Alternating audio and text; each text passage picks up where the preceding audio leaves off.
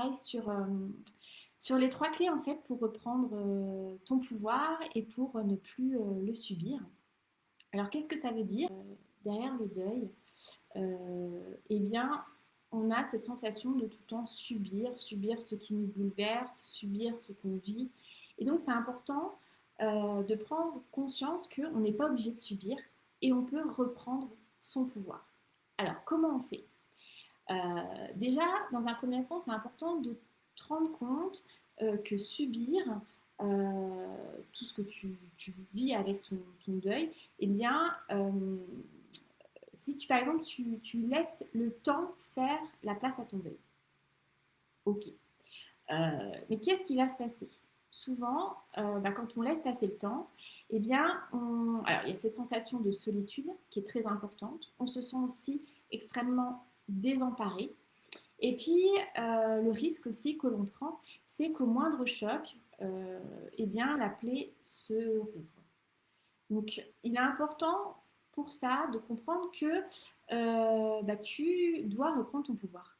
Parce que à rester spectateur, on subit. Alors qu'on peut devenir acteur. Et là, ça donne son pouvoir, et là, ça donne sa puissance, et là, ça donne tout ce que vous avez au fond de vous, en fait. Et au fond de toi, quand tu vis tout ça, c'est tellement bouleversant, tellement déstabilisant, que du coup, te reconnecter à ton pouvoir, à ta puissance, et bien, te permet d'avancer plus sereinement. Alors, ça apporte quoi? Ça apporte une vie plus lumineuse, une grande force, et tu peux recréer aussi un environnement qui est familial, euh, plus épanouissant et plus joyeux. Donc voilà un petit peu pourquoi il est important de reprendre en fait ton pouvoir pour reconstruire un nouvel équilibre. Par rapport à ça, ce qu'il est important aussi de comprendre, c'est que souvent, on commet l'erreur de croire que le deuil, ça va passer. Comme je vous disais, mais je vais vous donner une image. L'image, par exemple, je prends l'image de, vous avez un chien et en fait, vous allez le balader dehors. Donc, il prend sa laisse et vous partez avec lui. Ok. Donc, le chien, en fait, va représenter le deuil. Donc, ce chien, il avance et il vous tire. Donc là, le pouvoir, c'est lui qui l'a. Il avance, il avance, il avance. Il peut vous emmener n'importe où suivant la taille du chien. Hein. Vraiment, ça dépend de la taille de votre chien. Et du coup, c'est lui qui a le pouvoir. Donc là, qu'est-ce que vous faites? Eh bien, vous contrez, vous contrez, vous contrez, et vous êtes submergé par sa force, vous essayez de prendre le pouvoir, mais c'est difficile parce que c'est lui qui a le pouvoir. Donc là, c'est exactement ça au niveau du deuil. Le fait de, que le deuil a le pouvoir, et du coup, toi, tu subis, tu te sens pas bien, tu es débordé, complètement sous l'eau, tout ça. Hein. Donc, c'est ce chien qui te tire dessus, sur ta laisse. Et puis, tu as l'autre possibilité qui est ton chien qui traîne. Et toi, tu dois tirer pour faire avancer. Donc là, qu'est-ce qui se passe? Eh bien, en fait, le deuil, tu le traînes. Donc, qu'est-ce que ça fait? Le pouvoir, tu l'as. C'est moi qui traîne. Sauf que qu'est-ce qu'il veut faire le deuil? Il ne veut pas avancer. Donc, tu traînes ce deuil qui ne veut pas avancer. Pourquoi? Parce que tu as pris le contrôle total, mais pour aller encore plus loin. Dans le sens où c'est un contrôle comme si tu étouffais. Tu étouffais la possibilité que le chien peut faire des choses. Que tu ne laisses pas l'opportunité de s'exprimer. Et donc, comme tu étouffes et que tu empêches ton chien, que c'est toi qui as décidé, eh bien du coup, il ne veut pas avancer. Est-ce que tu comprends un petit peu l'image que je veux te donner par rapport à ça? Hein. Si oui, tu me mets OK et, dans les commentaires. Et puis tu me dis si tu tu ressens plus comme le chien qui te tire ou le chien que tu tires. Et puis la dernière possibilité, c'est que le chien il se balade avec toi à tes côtés. Et là, c'est là-dessus en fait que je travaille pour justement que le chien et donc le deuil soit à tes côtés, ton ami, et qu'on ne soit plus dans un contrôle, le contrôle de tes émotions, le contrôle de ta vie, le contrôle de tout ça, que vous alliez main dans la main vous promener et avancer. Donc c'est là-dessus qu'il est important aussi de comprendre. Donc tout ça pour te dire que donc il y a trois façons de voir les choses. Donc le chien qui te tire, le chien que tu tires et toi qui es avec lui, hein, avec ce chien qui est le Là, je vous parle du chien pour que vous compreniez bien un petit peu comment le deuil fait et c'est ce que vous faites avec lui. Parce qu'en fait, il y a aussi cette notion d'agir, agir tout le temps. Euh, alors, j'ai souvent mes clients qui font ça, c'est-à-dire qu'elles font plein de choses. Elles agissent, elles agissent, elles agissent. Elles vont faire ça pour leur bébé, elles vont préparer ça pour leur bébé, elles vont faire ça pour leur bébé. Et du coup, elles sont que dans le faire et elles ne sont plus dans l'être. Et donc, à toujours vouloir faire, elles oublient ce qu'elles veulent ressentir. Ok, c'est un échappatoire comme un autre, sauf que ça ne leur permet pas de libérer vraiment les émotions. Donc ça, c'est aussi une erreur qui est commise assez souvent, c'est le fait de toujours vouloir agir, agir. Il est aussi possible de laisser faire et en même temps d'accompagner et de reprendre ton pouvoir. Moi, par exemple, quand j'ai perdu mon fils, en fait, j'ai compris, j'en voulais à la terre entière, clairement. Les médecins, la colère était sur les médecins, sur ma famille, sur mon mari qui ne me comprenait pas. Donc j'avais énormément de colère à un moment donné. Et en fait, cette colère, elle exprimait un mal-être très fort. Et, euh, Et ce que j'avais pas compris, c'est que au lieu de le mettre en extérieur, eh bien en fait le mal-être était à l'intérieur. Moi j'en voulais aux autres parce que c'était les autres qui étaient mon environnement et qui me, ça me perturbait, mais en fait c'était moi qui allais mal. Et donc quand j'ai compris que c'était moi qui interprétais tout ça, c'est moi, parce que je me sentais mal, eh bien à ce moment-là, j'ai décidé de ne plus subir ce que je vivais et plutôt de choisir, d'avancer et d'agir. Et du coup, ma vie a été complètement transformée. Donc ça, c'est important aussi de se rendre compte que c'est nous qui avons le pouvoir. C'est pas les autres, c'est nous. Et ça change vraiment tout.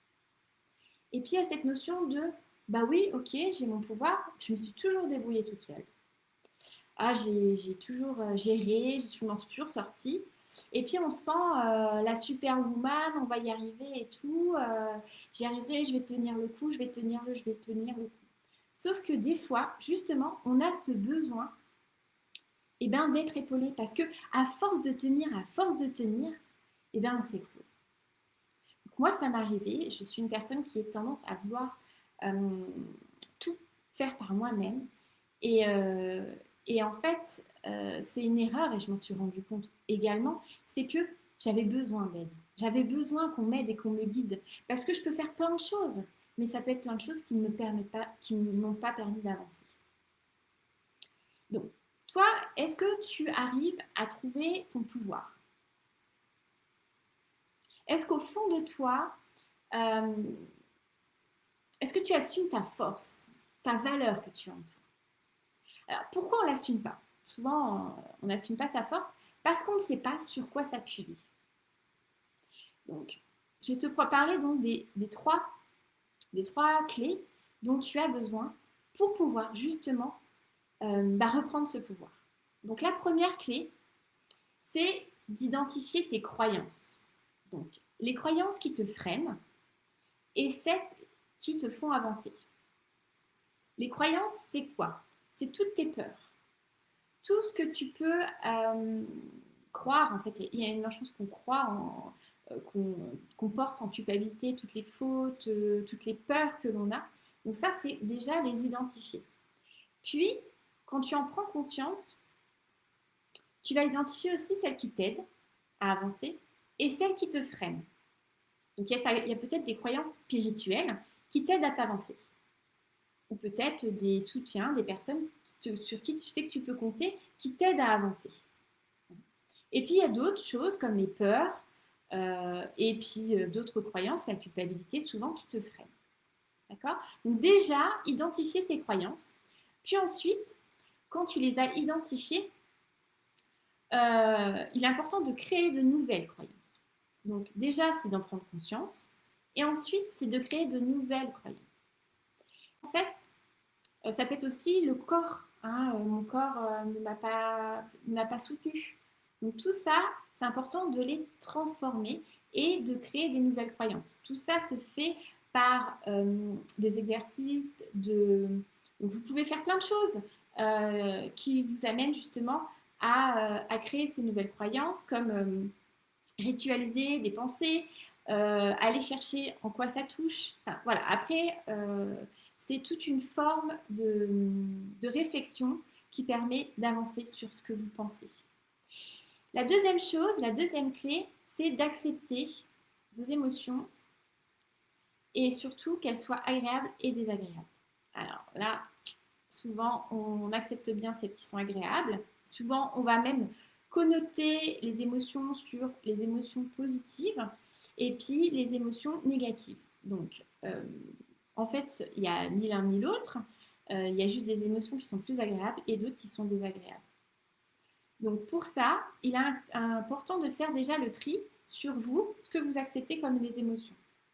Par exemple, les émotions que vous acceptez d'exprimer, ça peut être les pleurs, ça peut être, la colère, hein, ou que des émotions qui pour vous ne sont pas acceptables. Bon, souvent c'est la colère qui n'est pas acceptable, mais il y a d'autres émotions, ça peut être la honte, le soulagement, d'autres choses qui peuvent être acceptables. Donc pour ça, vous allez souvent mettre le couvercle sur les émotions.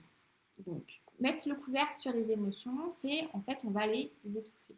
Qu'est-ce qui se passe? Donc là, moi, ce que je vous conseille, c'est d'aller assumer vos ressentis.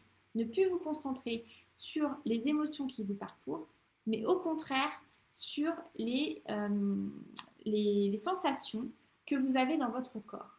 Donc, plus être dans la tête, mais aller chercher dans ce qui se passe dans votre corps. Donc ça, c'est la deuxième clé. La troisième clé, c'est d'exprimer vos besoins. Alors, souvent, il y a un problème de communication où on n'arrive pas à plus savoir ce que l'on veut et ce que l'on exprime, comment l'exprimer. Et ça crée des difficultés avec l'entourage, avec ses collègues, parce qu'on n'ose pas dire les choses. Et donc là, on est sur non plus, si on dit les choses, on va assumer, on va reprendre son pouvoir, on va assumer. Comme dire à son collègue qu'on a envie qu'on parle de son bébé. Donc là, on exprime son besoin. Le collègue ne comprend pas, ne sait pas d'avance ce que vous voulez. Par contre, toi, tu peux l'exprimer. Tu peux exprimer, j'ai besoin que tu me parles. J'ai besoin que tu me questionnes sur mon bébé. J'ai besoin de ça pour pouvoir communiquer avec moi et pouvoir échanger. Parce que je sens qu'il y a des non-dits.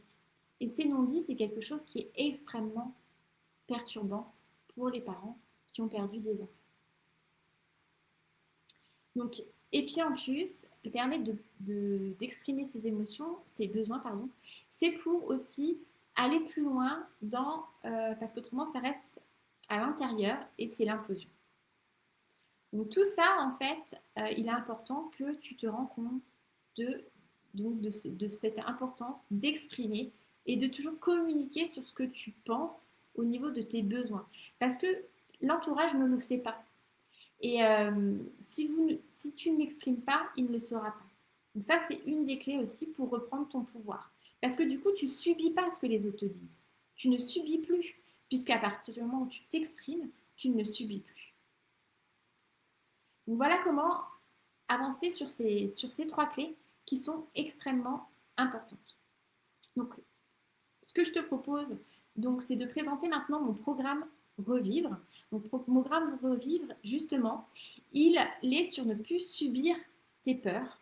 Il est plus sur se focaliser sur les peurs, la souffrance, les échecs. En effet, on va en parler. En effet, c'est quelque chose sur quoi tu vas avancer. Mais nous, le but du programme, avec moi, c'est de te connecter sur l'amour, l'abondance, la spiritualité et l'acceptation de soi. Donc tout ça, on va se focaliser là-dessus pour justement que tu puisses retrouver ton pouvoir. Donc comment ça va se faire? Ça se fait sur 5 étapes. Il y a la première étape où on est sur comprendre ce que tu vis.